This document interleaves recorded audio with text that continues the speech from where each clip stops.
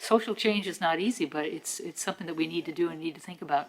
And I can't help but think part of the situation, or part of the remarkable thing about yesterday's verdict in Minneapolis was that the union did not win again. The union did not win in enforcing and keeping the good old boy network in place. And that's sort of what's going on here with looking at how we, retain teachers of color. And we need to do all strategies, but doing nothing is not the answer, in my opinion. So, okay, so I'll finish and then you can have it, Jim.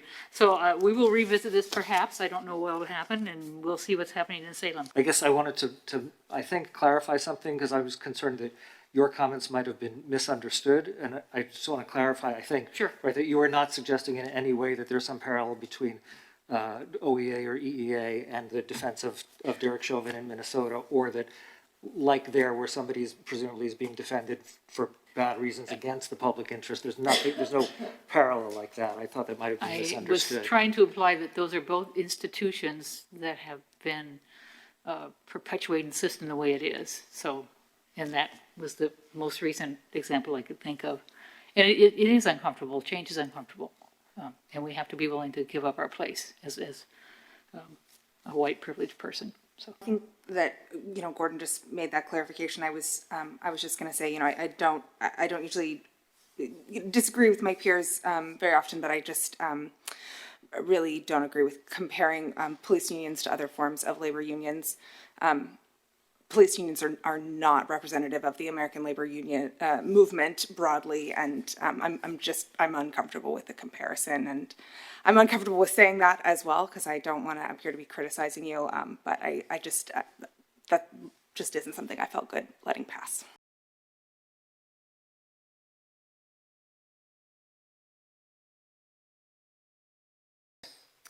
I want to humbly apologize for my comments regarding unions during the last board meeting.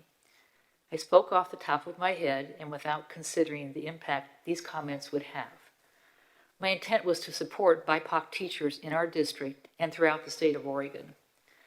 But the way I made the careless comparison to current events came off as if I was somehow saying I did not support the important work that unions do. This is not who I am as a person and not what I have ever represented in my years of public service. As an elected official, I speak here tonight to say I made a mistake in my words and the impact that came from those words. It's important to me and for my own personal values of public service to publicly acknowledge my mistakes. I am accountable for my words, and it is my hope that what I said in the context of a public discussion about a policy issue will not be used to judge me.